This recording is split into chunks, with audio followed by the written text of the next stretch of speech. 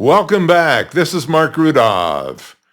Lately, all you've been hearing in the news is Kilmar Abrego Garcia, El Salvador, and Chris Van Hollen.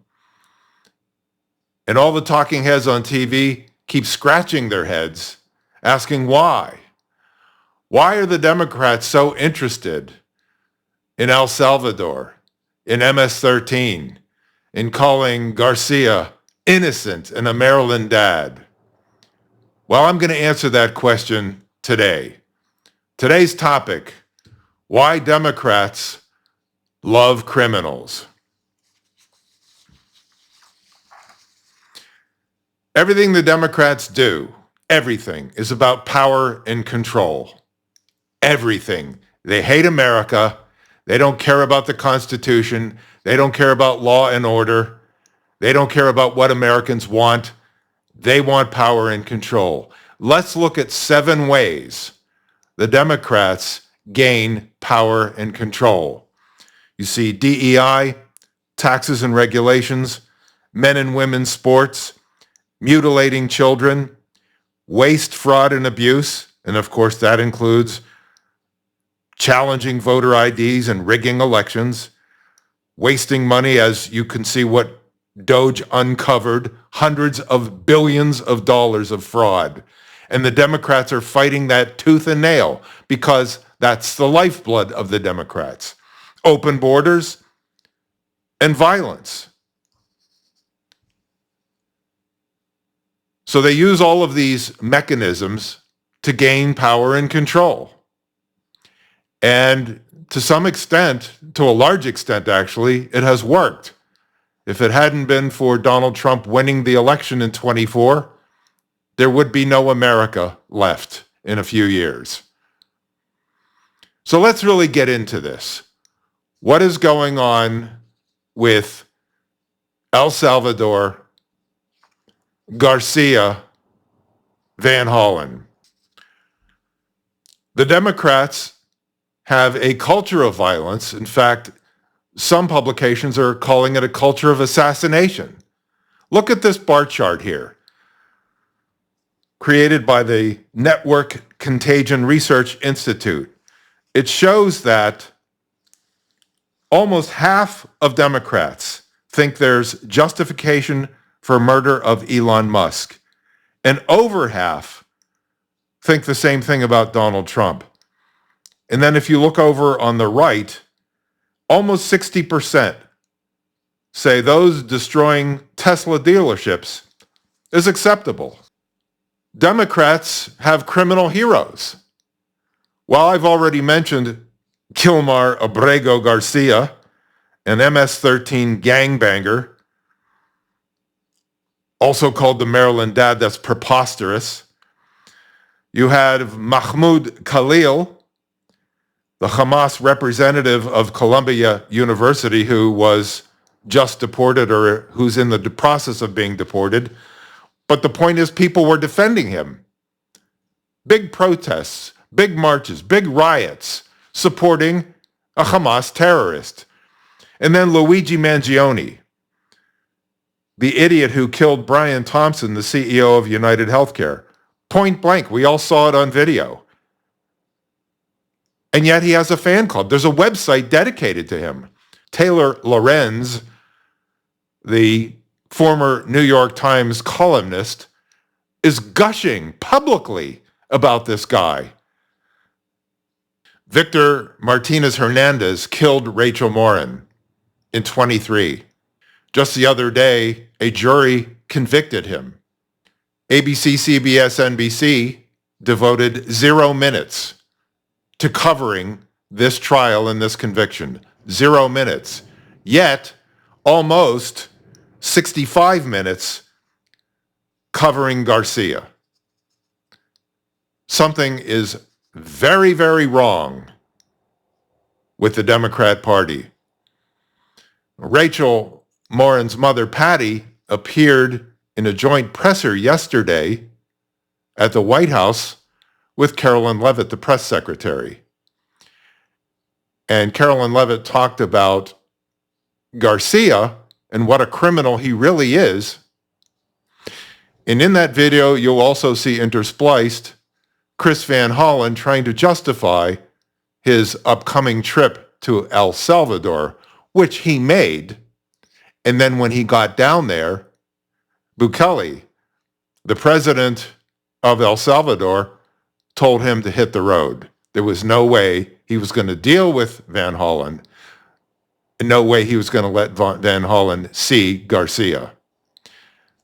But you see that Van Hollen keeps referring to Garcia as innocent, and he wants to bring him home. He is home in El Salvador. He doesn't belong in the United States at all. He was always an illegal. He never, ever belonged here. And he's an MS-13 gangbanger. He's a criminal from El Salvador. He's where he belongs. Maryland Democrat Senator Chris Van Hollen rushed to Dulles Airport this morning to fly to El Salvador, potentially using taxpayer dollars, to demand the release of deported, illegal, alien MS-13 terrorist. The Democrats and the media in this room have continually and wrongly labeled Kilmar Abrego Garcia as a Maryland father. There is no Maryland father. Let me reiterate. Kilmar Abrego Garcia is an illegal alien, MS-13 gang member and foreign terrorist who was deported back to his home country. And when Kilmar Abrego Garcia was originally arrested, he was wearing a sweatshirt with rolls of money covering the ears, mouth, and eyes of presidents on various currency denominations. This is a known MS-13 gang symbol of hear no evil, speak no evil, see no evil. Abrego Garcia was also arrested with two other well-known members of the vicious MS-13 gang. And two separate judges found that Abrego Garcia was a member of MS-13, and that finding has never been disputed. And just this morning, it was revealed through Maryland court documents that Abrego Garcia's wife petitioned for an order of protection against him for 2 instances of domestic violence in May of 2021. And here is the order right here. The court ordered that the respondent committed the following acts of abuse. Once in May of 2021, assault in any degree.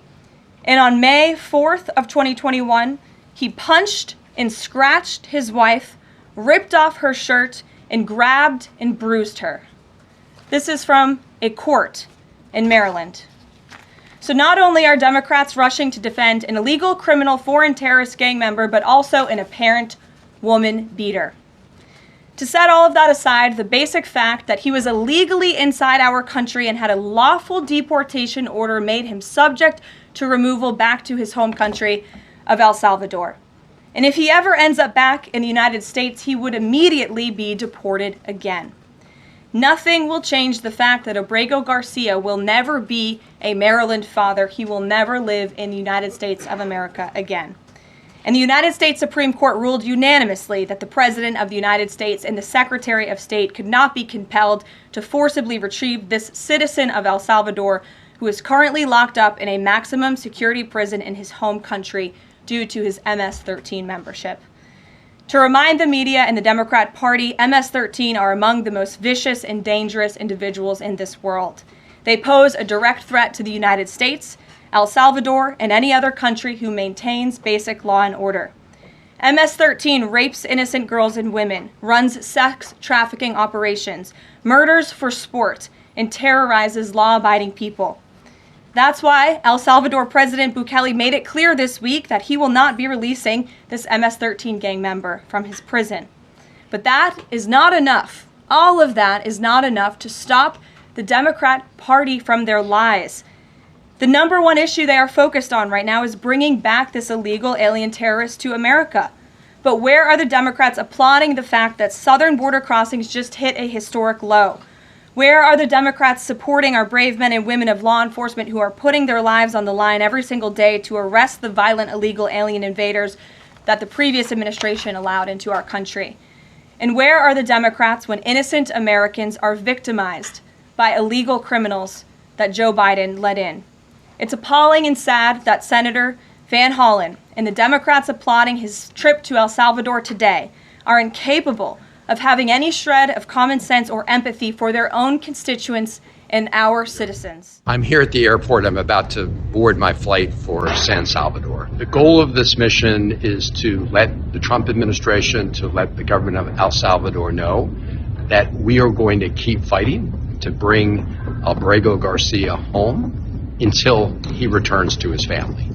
I hope to meet with representatives of the government. I hope to have the chance to actually see Kilmar and see what his condition is. But we are going to keep fighting because this is a miscarriage of justice. The Supreme Court has ruled 9-0, that he was illegally taken out of the country and put in a prison in El Salvador. And this is about due process. This is about rule of law. What bullies do is they begin by picking on the most vulnerable.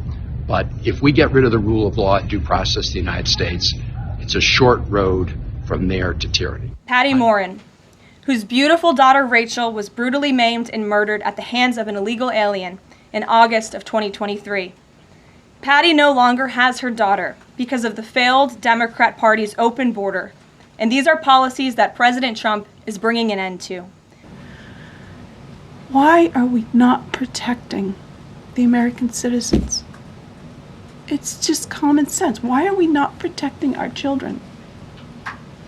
And to have a senator from Maryland who didn't even acknowledge or barely acknowledged my daughter and the brutal death that she endured, leaving her 5 children without a mother and now a grandbaby without a grandmother, so that he can use my taxpayer money to fly to El Salvador to bring back someone that's not even an American citizen. Why does that person have more right than I do, or my daughter, or my grandchildren? So getting to the heart of the issue of why Democrats love criminals and why they love violence, it's very simple. Democrats are toddlers. Toddlers express themselves through anger and violence. And parents have to correct that behavior. Unfortunately, Democrats never outgrew the toddler phase. And the key traits of Democrats are they're spineless followers. They despise traditions, and you see this on college campuses. Somebody stands up there with a bullhorn chanting what the rest of the idiots are supposed to say, and they follow in lockstep. They despise traditions and history. That's why they love ripping down statues. That's why they want to disregard the Constitution. They hate this country. They are uneducated elitists. Even though they attend the poison Ivy League schools, they're uneducated. They don't know anything. They're perpetual victims. They grew up believing, and they got this from their parents. They grew up believing the world is unfair to me. The world owes me something. Everything that happens is somebody else's fault. And they're narcissists. The world revolves around them. They are narcissists. All of their behavior is narcissistic. They are still toddlers. They always will be toddlers. Even if you look at AOC and Bernie Sanders on their Fight Oligarchy tour, Bernie Sanders is an old toddler. So there you have it in a nutshell. So the next time you watch talking heads on TV, scratching their heads asking, why do Democrats support criminals? The answer is very simple. They are criminals. They steal, they lie, they cheat, they destroy property, they injure people. They are criminals. And they're defending their criminality, which is why they're talking about assassinating Trump and Elon Musk, who are exposing all of their criminality, all of their fraud. That's really it.